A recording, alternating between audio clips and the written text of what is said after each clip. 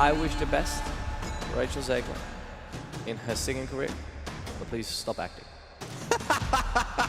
Now it looks like the damage control is continuing. It's almost like someone finally gave Rachel Zegler a script to use. She had a beautiful moment in a reaction, but that's the only good moment she had, in my opinion. This isn't complete 180 damage control. I don't know what is. Funny thing is, my favorite scene of hers in this movie, she wasn't talking. Is that ironic? Has told this woman exactly what to say. The problem is, this is too little too late. She thought this would be her big comeback, her triumphant return to the spotlight. A moment drenched in elegance, legacy, and the kind of applause that echoes through Broadway history. But instead, what unfolded was something no one expected. Just minutes into the opening night of Rachel Zegler's Evita, everything began to unravel. The crowd wasn't rising to their feet in celebration. They were quietly rising from their seats and leaving. What was meant to be a career-defining moment quickly turned into a public disaster. Have you ever considered that Jamie Lloyd is doing a bit? What I mean is, Evita started previews tonight, and it seems like Rachel Zegler spends the majority of the show in a black slip and then starts Act 2 singing on the balcony, and the show ends with Diego in black underwear covered in, well, it looks like blue icing, but it's giving Tom Francis at the end of Sunset. I'm seeing it next month, so, not judging it. But I'm starting to be like, do we think Jamie Lloyd is making fun of us? He's sort of like, what if I strip a musical down to its core and then I cast someone famous? Will people still reward it and give me props / pay lots of money to give me? I'm doing wrong. I love Sunset. I think Sunset is brilliant. Some demanded refunds. Others said they felt scammed. But the moment that truly lit the internet on fire, when none other than Sir Ian McKellen, one of Britain's most respected and seasoned actors, publicly called the entire production ludicrous. That one word sent shockwaves through the theater world. This wasn't just a bad night at the theater anymore. It was a red flag, loud, viral, and impossible to ignore. Within hours, social media was flooded with clips, commentary, and hashtags calling Rachel Zegler's Evita one of the most out-of-touch performances ever to hit a West End stage. What was meant to celebrate her artistry became a cautionary tale about ego, expectations, and what happens when the audience stops clapping.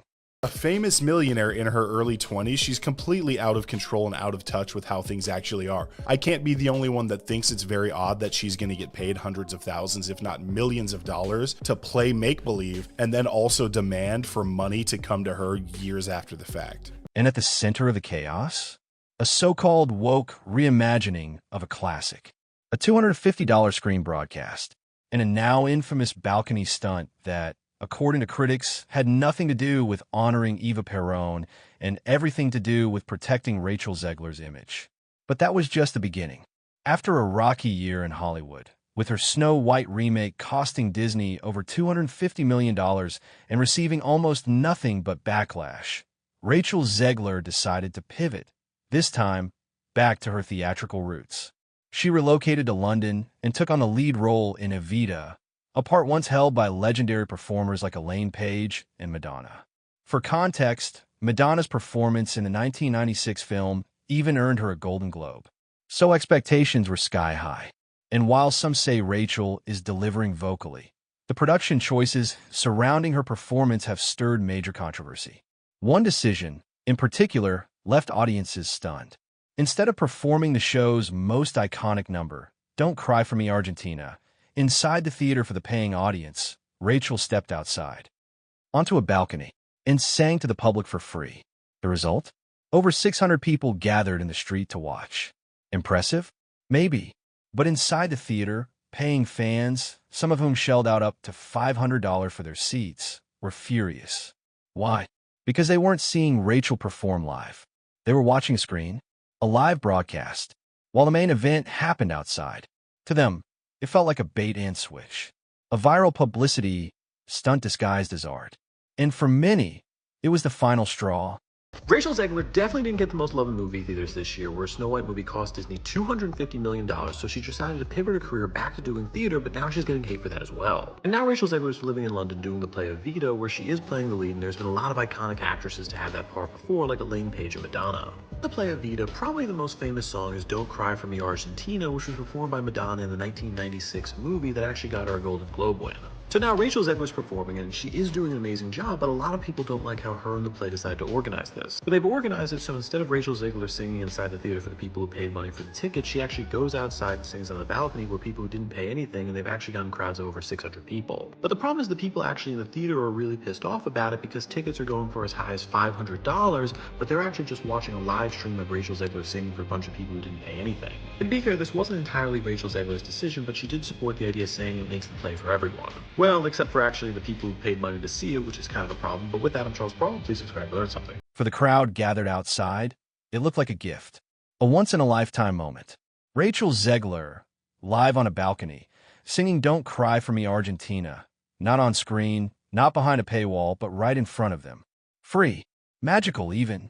But for the audience inside the Palladium Theater, the ones who paid anywhere from $80 to nearly $500 a ticket, that same moment felt like a slap in the face, because they weren't getting that raw, emotional, once-in-a-lifetime performance in the room. They were watching it through screen, a live broadcast projected on stage. It was as if the main event had left the building, and the people who actually funded the show had been left behind. And while this decision wasn't entirely Rachel Zegler's alone, she didn't distance herself from it either. In fact, she publicly praised the choice, calling it inclusive and saying it allowed Evita to be for everyone. But that's where the backlash hit hardest, because in making it for everyone, it suddenly felt like it was for no one. At least, not the people who paid to be there. It was the beginning of a cultural flashpoint. But the controversy? It didn't stop with the balcony. Before a single spotlight even lit the stage, the warning signs were already up, literally. Patrons arrived at the theater to find a posted notice listing potential triggers. Loud music, haze, strobe lights, and themes of a political nature. For musicals centered on the rise and fall of Eva Perón, a woman who was as political as it gets, the disclaimer felt oddly cautious, even redundant. But to many longtime theatergoers, it was more than that.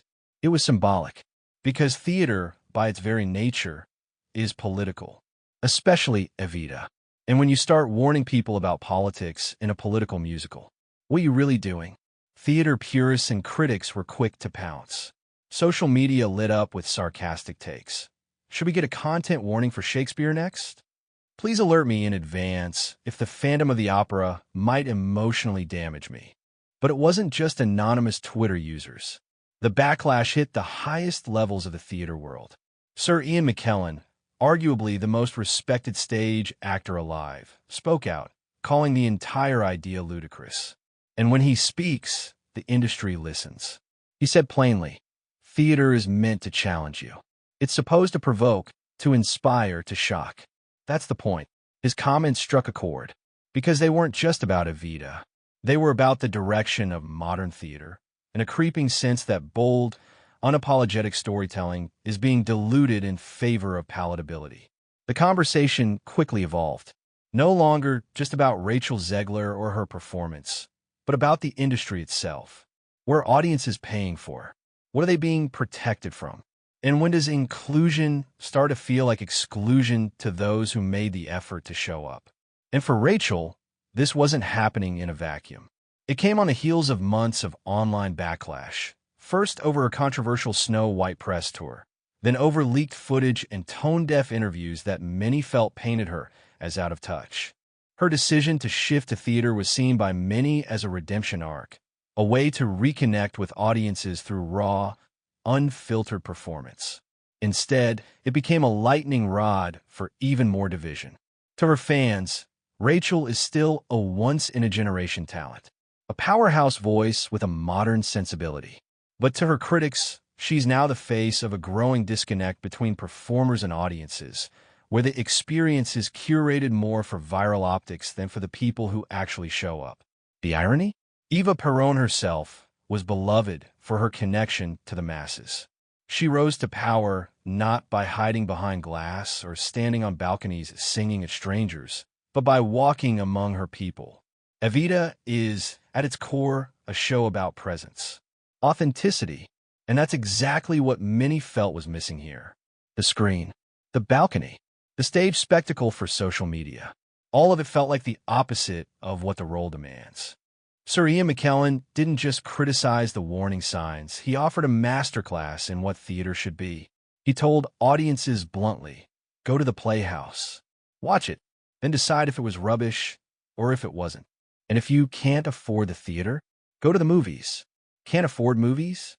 Watch TV. And if you can't do that, just sit on a bus and watch people. Because as he put it, and Shakespeare once immortalized, all the world's a stage, and all the men and women merely players. It was a poetic moment, a reminder that art isn't supposed to be safe. It's supposed to reflect life, messy, raw, unfiltered. And in a time when theater feels increasingly prepackaged and sanitized, McKellen's words hit like a lightning bolt. Social media jumped on the moment almost immediately. Memes exploded across X and TikTok. One viral tweet read, imagine needing a disclaimer that a musical about a controversial political figure might be political. Another joked, theater in 2025, come for the art, stay for the disclaimers. But as with everything involving Rachel Zegler, the backlash wasn't one-sided. Plenty of people rushed to defend her and the production. One fan, who works in marketing, said it best, as someone in branding, nothing excites me more than a gimmick that works. That balcony scene? Brilliant. It got me hooked on Evita faster than any billboard could. She compared it to the viral campaign for Sunset Boulevard, saying that the controversy, like it or not, worked. It got people talking. It sold tickets. It made Evita a trending topic. Not bad for a 1978 musical most Gen Z had never heard of. And Rachel? She wasn't just part of it. To her fans, she was the moment. One supporter gushed on TikTok, I saw Rachel in Romeo and Juliet earlier this year, and she was electric. We were going to do Spain this summer, but Spain can wait. Evita is only here for 12 weeks. So guess what? London, August were booked. They weren't alone. More and more fans began chiming in with their own travel plans, turning Evita into more than a show. It was becoming a pilgrimage, a once-in-a-generation event for a new kind of theater-goer. Not just fans of the music, but fans of the moment. Girls' trips were being planned. Flights were booked. Hashtags were born. And suddenly, Evita, a decades-old musical about political power and public spectacle, had become the most talked-about show in the world. But the question still lingers. Is this viral success? Or viral distraction? Has the message been elevated? Or has the meaning been lost? Because while the lights shine on stage and the balcony performances rack up views, the criticism hasn't gone away. The tension between artistry and optics, between tradition and reinvention, continues to spark debate. And at the center of it all, Rachel Zegler, loved, loathed, and watched by millions. Supporters of the production argued that the trigger warnings were simply a reflection of the times, a nod to inclusivity, particularly for neurodiverse audiences who benefit from knowing what to expect. But for many others, the warnings weren't just unnecessary. They were symbolic of something deeper, a shift, one that critics say is turning powerful theater into something soft, diluted, and overly cautious. And they weren't entirely wrong, because those themes of a political nature turn out to be not just present, but front and center. Director Jamie Lloyd, known for his bold and unconventional choices, leaned hard into shock value. As one critic sarcastically noted, if Jamie Lloyd is directing an Andrew Lloyd Webber revival, it must end with the male lead stripped to his underwear, covered in goop. And that's exactly what happened again. Just like in Sunset Boulevard, Lloyd's previous production, he reused several now familiar tactics: the balcony scene, intense minimalism, half-clothed symbolism. The works. And for some theater-goers, it all started to feel derivative, like a formula being copy-pasted from show to show, without the freshness that once made it so revolutionary. Now, to be fair, Evita had more production value, Giant staircases, elaborate costumes, and of course, Rachel Zegler as its centerpiece. But even fans began to voice a quiet unease. "I'm still excited," one wrote, "but is it starting to feel like Sunset 2.0?" And then came the performance that changed everything. Because what happened next wasn't just bold, it was unprecedented. In the middle of the show, during Evita's most iconic moment, Rachel Zegler did something no major production has ever attempted. She walked off stage and out onto a real balcony high above London's Palladium Theatre. Dressed in full costume, framed by the golden lights of the West End, she sang "Don't Cry for Me, Argentina," not to the crowd inside, but to the street below. Tourists, fans, and random passers-by gathered on the sidewalk, phones raised, as her voice echoed down from above. Social media exploded with clips, her voice soaring, her silhouette glowing against the night. It was cinematic, historic, the kind of moment built for viral magic. But inside the theater, things were falling apart, because the paying audience, the ones who spent hundreds of pounds on premium seats, weren't watching Rachel Zegler live. They were watching a screen, a live broadcast of the performance happening outside. And they were not happy. Comments started flooding in almost immediately. "Paid £250 to watch a projection? What a joke. Why are the people outside getting the star experience while we're stuck inside with a screen? This is supposed to be live theater. What even is this?" The moment that was meant to evoke the grandeur of Eva Perón's real-life addresses from the balcony became, for many, a symbol of everything they felt was wrong with the production. What was supposed to be a tribute felt like a betrayal. The sentiment spread fast that the show had prioritized optics over experience, that it was designed not for the audience in the seats, but for the phones on the street. And while the theater tried to defend it as immersive, experimental, and accessible, the fans weren't buying it. What started as a bold artistic choice quickly spiraled into a PR nightmare. And the fallout? Well, it was just beginning.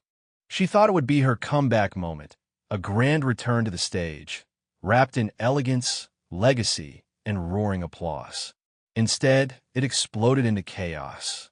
Minutes into the debut of Rachel Zegler's Evita on the West End, the audience wasn't clapping. They were walking out. Some demanded refunds. Others called it a scam. And when one of Britain's most respected actors, Sir Ian McKellen, called the whole thing ludicrous, the internet knew this wasn't just a flop. It was a warning. A viral storm was brewing. And at its center, a $250 live stream ticket, a now infamous balcony stunt, and what critics began calling one of the most out-of-touch performances ever staged on a London theater. The show wasn't just bold, it was divisive. Zegler, who had recently been battered by public backlash over Disney's Snow White remake, was looking to pivot. With her Hollywood image faltering, she returned to live theater in a starring role once held by icons like Madonna and Elaine Page. And yet, almost immediately, Evita felt less like a revival and more like a spectacle. Instead of delivering her most iconic number, "Don't Cry for Me, Argentina," to the paying audience inside the Palladium, Zegler took to a balcony and sang it live to the street. Over 600 people gathered below, phones raised, as her voice echoed through the night. It was dramatic, cinematic, viral. But inside the theater, fans who paid up to £250 were watching the moment unfold. On a screen, a projection, what was sold as a live experience quickly felt like a bait-and-switch. And for many, the magic vanished. Critics pointed out the optics. Why remove the emotional climax of the show from those who paid? Why turn a theatrical experience into a TikTok moment? Some argued this wasn't Evita. It was influencer theater. And while a few defended the creative choice, saying it echoed Eva Perón's real-life balcony speeches, the damage was done. Fans felt cheated. Critics saw through the spectacle. And the backlash only grew. But to truly understand the firestorm surrounding Rachel Zegler's Evita, you have to understand the storm that's followed her for years. Zegler burst onto the scene as a teenage prodigy, handpicked by Steven Spielberg to lead West Side Story. She was young, diverse, and driven. The industry hailed her as the face of a new generation. But the glow faded fast. After West Side Story underperformed, Zegler was cast in Disney's Snow White. Instead of celebrating the role, she openly criticized the original. Calling the 1937 classic weird and dated, she slammed Prince Charming as a stalker and dismissed the story's entire premise. Fans didn't take kindly to it. Suddenly, the actress who was once seen as a breath of fresh air was now labeled arrogant, dismissive, even ungrateful. Her red carpet quotes, her offhand interviews, they all painted a picture of someone who seemed more focused on making a statement than honoring legacy. And so, when she was announced as the new Eva Peron, many weren't walking in with hope. They were waiting for her to fail. From the very first night, the show sparked controversy. The trigger warnings, the bare-bones set, the stark minimalism, the political overtones, and then the balcony stunt. It all felt engineered. Even Sir Ian McKellen weighed in, criticizing the warning signs, urging audiences to let theater challenge them, not coddle them. Go watch the play, he said, then decide if it was rubbish. Meanwhile, social media exploded with memes. Theater in 2025. Come for the art, stay for the disclaimers. Imagine warning people a musical about a political figure might be political. But defenders of the show praised its boldness. They saw it as raw, unfiltered, and emotionally risky. They applauded Zegler's performance. They even made travel plans. Fans canceled summer trips to Spain just to see Evita live. Yet, even among her biggest supporters, a pattern began to emerge, a sense that the production wasn't just intentional, but calculated. The minimalism, the virality, the controversy, and then came the whispers. According to alleged backstage sources, the infamous balcony moment wasn't the director's idea at all. It was Zegler's. Not an artistic choice, but a PR move. A way to rebrand herself as a woman of the people. One source even claimed, again unverified, that Zegler referred to the crowd outside as the losers.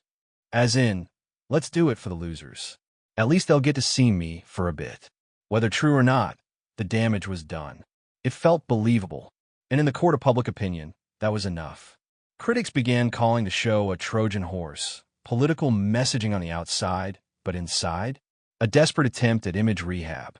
Reviews were split. Some praised Zegler's vocals and called her emotionally commanding. Others said it was TikTok theater, clips over content. A blank box with a balcony. Fans either stood for ovations or walked out mid-show. This wasn't a reinvention, one viral comment read. It was a dissection, and it killed the heart of the story. And through it all, the production trended. The clips went viral, which led many to ask, was this the plan all along? Was the controversy part of the rollout? A strategic gamble to make Evita the most talked-about show of the year, no matter the cost? Because one thing is clear, Rachel Zegler wasn't just acting in a play. She had become the face of cultural war. To some, she's a fearless artist pushing boundaries. To others, she's the symptom of everything wrong with modern entertainment, where legacy and substance are sacrificed for controversy and clout.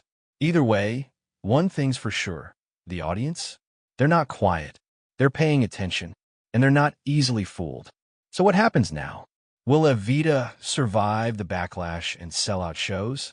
Will Zegler rebuild her image, or lean into the chaos and become the queen of controversy? Only time will tell. But if you want to stay updated on everything unfolding in this wild drama, from West End meltdowns to Hollywood backlashes, make sure you subscribe, like, and drop a comment below. Because the next act, it's already being written.